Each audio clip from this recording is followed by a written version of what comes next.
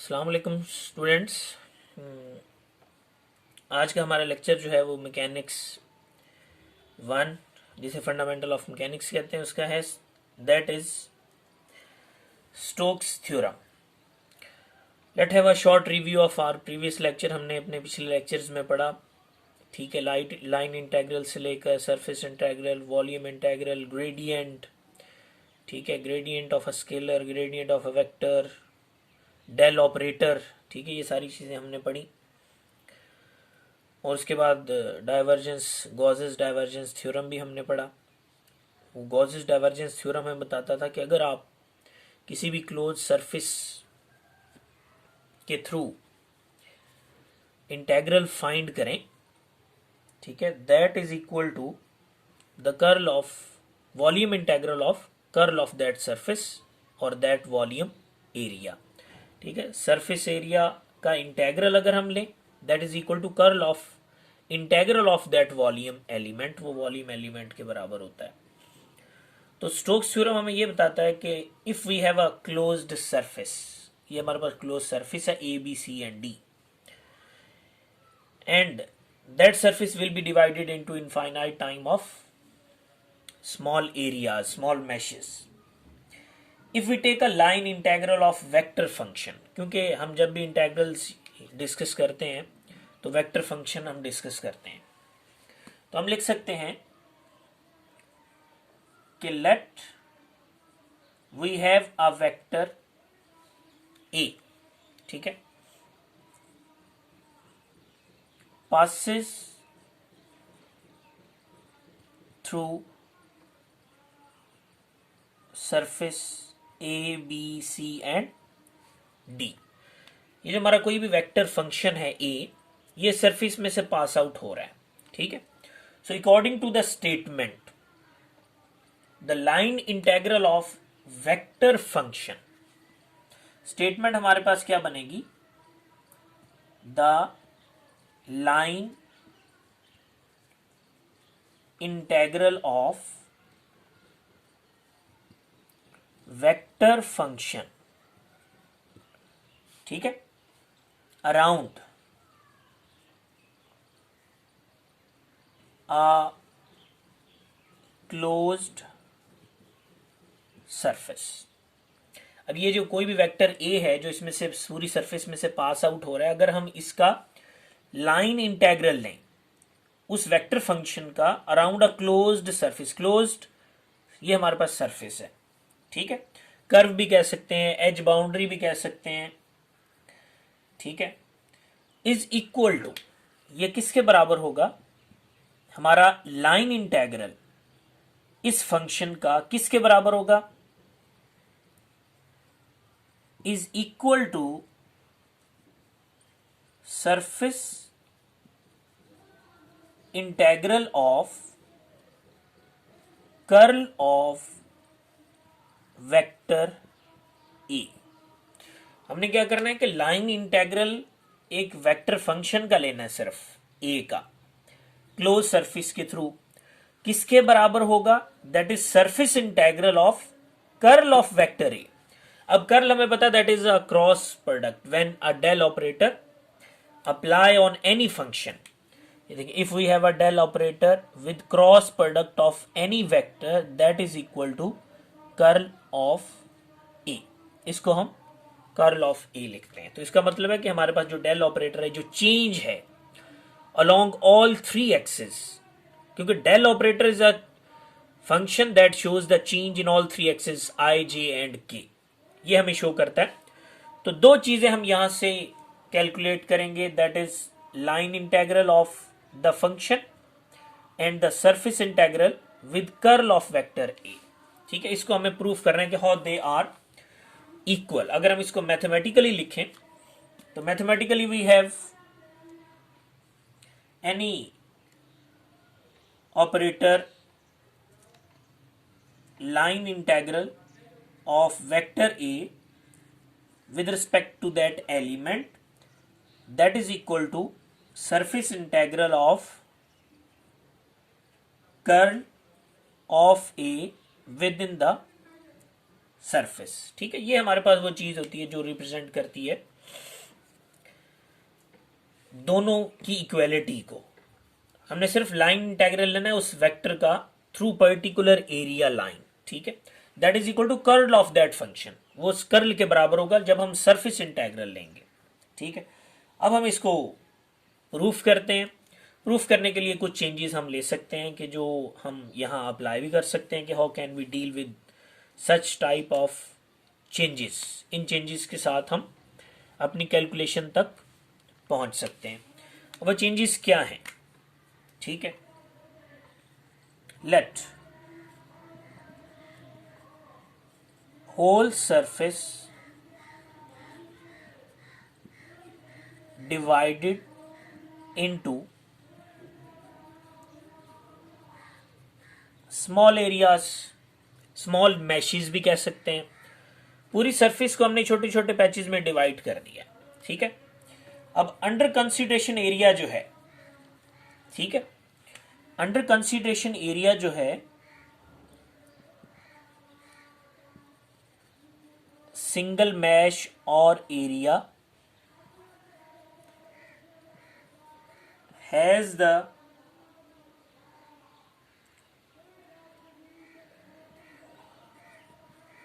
Surface area denoted by ds, ठीक है। अब पूरी सरफेस में से हमने एक एरिया कंसीडर किया हुआ है, ठीक है। इसके एरिया को हम ds कह देंगे, d show the part of that whole surface, ठीक है। ये हमारे पास एक एरिया एलिमेंट, इसको आप कह लें, ये हमने पूरी सरफेस में से लिया है। अब हम इसका लाइन इंटेग्रल लेंगे, ठीक है, फिर शो करेंगे how that is equal to the surface integral of whole curl of whole surface, ठीक है। तो अगर हम एक लाइन इंटेग्रल की डेफिनेशन करें,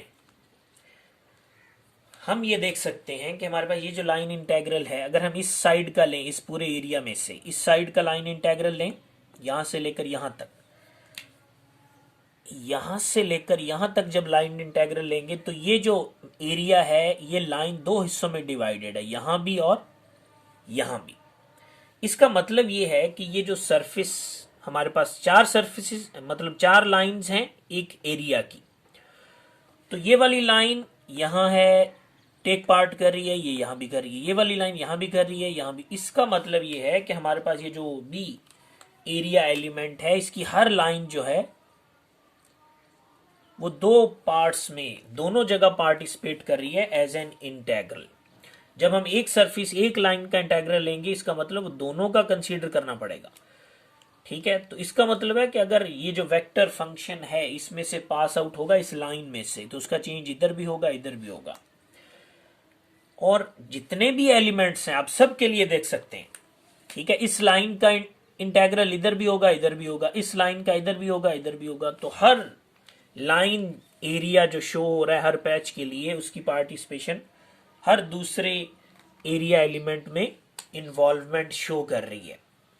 तो इसका मतलब ये है कि हमारे पास सारे मैशेस की हर साइड कैंसल आउट हो जाएगी, ठीक है। कैंसल आउट होने का मतलब ये है कि ये साइड कैंसल आउट हुई, ये हो जाएगी, ये हो जाएगी, ये हो जाएगी, ये हो जाएगी, ये सारी लाइंस क्या हो जाएंगी, कैंसल आउट। लेकिन बचेंगी कौन सी, ये वाली एरिया बच जाएगा, ये वाला बच जाएगा, ये वाला बच जाएगा, ये वाला बच जाएगा। अगर हम लाइन इंटेग्रल शुरू करें किसी एक सरफेस से, ठीक है, तो उनकी कैलकुलेशन एक दूसरे को कैंसल आउट करेंगी, और इसी तरह इसकी भी करेंगे, इसकी भी करेंगे, सबके कैंसल आउट करेंगे, सिर्फ ये आउटर लाइन बच जाएगी जिसका हम लाइन इंटेग्रल फाइंड कर सकते हैं, ठीक है। तो लाइन इंटेग्रल का सिंपल सा फॉर्मूला हमने पहले भी पढ़ा कि हम line integral along the line लेते हैं, तो चारों लाइंस का इंटेग्रल जब सम करेंगे तो वे क्लोज सरफेस के लिए बनेगा। So we have line integral that is equal to for the whole surface that integral of function with respect to length element, ठीक है। अब ये क्यों हमने सिर्फ, क्योंकि अगर हम इन सब को एड अप करें तो ये क्लोज सरफेस बनती है, इसके लिए हम एक दो के लिए भी लिख सकते हैं। अगर मैं लिखूं कि from line integral from A to B, लिख सकता हूँ, फिर B to C लिख सकता हूँ, फिर C to D and D to A। जब उसको मैं सम करूंगा that form a close surface. ठीक है, पूरी एक क्लोज्ड लाइन बन जाएगी, इसीलिए यहां क्लोज्ड का सिंबल इस्तेमाल किया। But that is the change of vector function with in the area element. ठीक है, तो इसीलिए वो एरिया एलिमेंट के करस्पॉन्डिंग चेंज शो करता है। अभी इक्वेशन नंबर 1 है, अगर हम कहें, अगर हम इसको थ्योरेटिकली भी लिखें तो हम क्या लिख सकते हैं कि every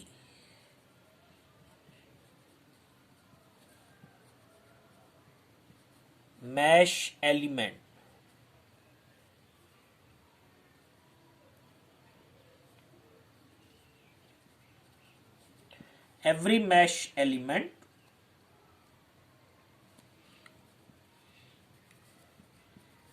cancel out the effect को कैंसल आउट करेगा विद अदर मैश एरिया, दूसरे मैश एरिया के साथ। ठीक है, अब जो सिर्फ बाकी इंटेग्रल क्या बचेगा, ओनली इंटेग्रल इज लेफ्ट। सिर्फ कौन सा बचेगा, along boundary of A B C and D, जिसको हमने यहां लिख दिया। ठीक है, क्योंकि हमने इंटेग्रल अप्लाई करना है छोटे पैचेस के लिए, तो जब सब पे अप्लाई करेंगे तो इस कंडीशन को देखते हुए हम कहेंगे सिर्फ ये आउटर लाइन का इंटेग्रल बच जाएगा, जिसको हमने एज सच रिप्रेजेंट कर दिया है। अब ये जो आउटर लाइन बची है that is the closed surface, वही सरफेस जिसको हमने कंसीडर किया था। यहां पे शुरू में देखें आप, तो इसका मतलब है कि अगर हम सरफेस इंटेग्रल लें इस पूरी सरफेस का, तो सरफेस इंटेग्रल का कर्ल अप्लाई करें और ये लाइन इंटेग्रल, फिर तो दोनों की वैल्यू इक्वल आएगी। ठीक है, that shows that the line integral for the surface A B C D equals to the surface integral, दोनों सरफेस के बराबर होंगे। सरफेस इंटेग्रल क्या होता है, अगर हमारे पास कोई क्लोज्ड सरफेस है तो अगर हम उसका कर्ल ले लें of any vector with respect to the area, ठीक है, तो ये उसकी कंडीशन है जो हमें बताएगी कि ये सरफेस इंटेग्रल के बराबर है। तो 1 और 2 अकॉर्डिंग टू सिचुएशन, ठीक है, इस पॉइंट के अकॉर्डिंग हमारा लाइन इंटेग्रल सिर्फ आउटर बचेगा और वो किसके बराबर होगा, दैट इज सरफेस इंटेग्रल, जिसको हम शुरू में लिखना चाह रहे थे। तो इसलिए 1 और 2 के अकॉर्डिंग हमारे पास कौन सी चीज बाकी बचती है, so the line integral of close surface area into DL that is equal to surface integral curl A dot DS.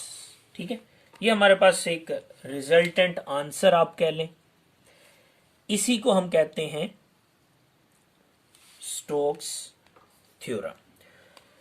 तो एक शॉर्ट रिव्यू इसका हम ले लेते हैं कि हमारे पास शॉर्ट रिव्यू में क्या क्वेश्चनिंग आ सकती है। तो एक आप इसकी एप्लीकेशन ले लें, ठीक है, वो ये है कि how can we convert a line integral into a surface integral.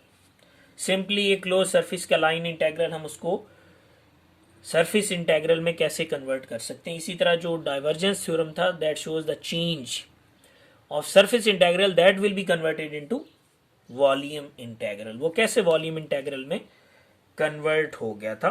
ठीक है, तो ये दोनों एक लॉन्ग क्वेश्चन की टाइप बन सकते हैं और यही इसकी आप कह लें इंपॉर्टेंट पॉइंट है इसका कि how can we convert such type of integrals into one form to another. ठीक है, hopefully you get the concept. Let's have a short review. What is Stokes theorem? According to the statement, the line integral of vector function around a closed surface, ये closed surface है, इसमें किसी हमने line integral लेना है that is equal to line integral हमें पता है सम बताता है, किसके बराबर होगा, that is equal to surface integral of, surface integral किसका, curl of vector. Curl of vector का मतलब होता है आपने क्रॉस प्रोडक्ट में अप्लाई कर दिया, इस क्रॉस प्रोडक्ट का हमने क्या लेना है, इंटेग्रल लेना है, ठीक है। वो दोनों लाइन इंटेग्रल और वो कर्ल ऑपरेटर के साथ जो सरफेस इंटेग्रल है वो बराबर होंगे। बराबर कैसे होंगे, हमने कहा ये हमारे एक सरफेस ली है, इसके छोटे छोटे पैच बना लिए, हर एक पैच का लाइन इंटेग्रल लेना शुरू करेंगे। तो हमें पता है हर पैच में एक लाइन दो पार्ट्स में पार्टिसिपेट कर रही है, दो मैशेस के अंदर। तो इनका जो चेंज है, अगर मैं कहूं कि यहाँ डिक्रीज हो रहा है यहाँ इंक्रीज हो रहा है, तो दोनों की वैल्यू जो है वो एक दूसरे के अपोजिट होगी, ठीक है। जितना इस साइड पे उतना हो दूसरी साइड पे, लेकिन अपोजिट डायरेक्शन में हमारा कोई फंक्शन होगा, जिसकी वजह से हर मैश जो है वो अपने इफेक्ट को कैंसिल आउट करेगा। तो उसके लिए सरफेस इंटेग्रल कहाँ बचेगा, सिर्फ आउटर लाइन पे बचेगा। तो आउटर लाइन के लिए हमने लिख दिया कि line integral that is equal to function vector itself dot product with the length element, जो भी ए बी सी डी। मैंने शुरू में बताया कि हम ए टू बी भी लिख सकते हैं, फिर B to C, C to D, सबको सम करेंगे तो क्लोज सरफेस बनेगी। तो आप सम वाले पॉइंट्स मेंशन कर सकते हैं। अब इसके बाद किसके बारी आती है, how can we calculate the surface integral. तो सरफेस इंटेग्रल हमें पता है बाय द स्टेटमेंट क्या है, curl of any vector area with respect to surface. तो हम इसको कर्ल अप्लाई करेंगे तो 1 और 2 आर इक्वल होंगे अकॉर्डिंग टू दैट कंडीशन।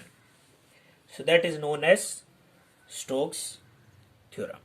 तो नेक्स्ट हम इंशाल्लाह अपना एक आपको छोटी सी असाइनमेंट सेंड करेंगे, वो आप उसको सॉल्व करेंगे। तो उसके बाद जो है हम अपना अगला चैप्टर स्टार्ट करेंगे।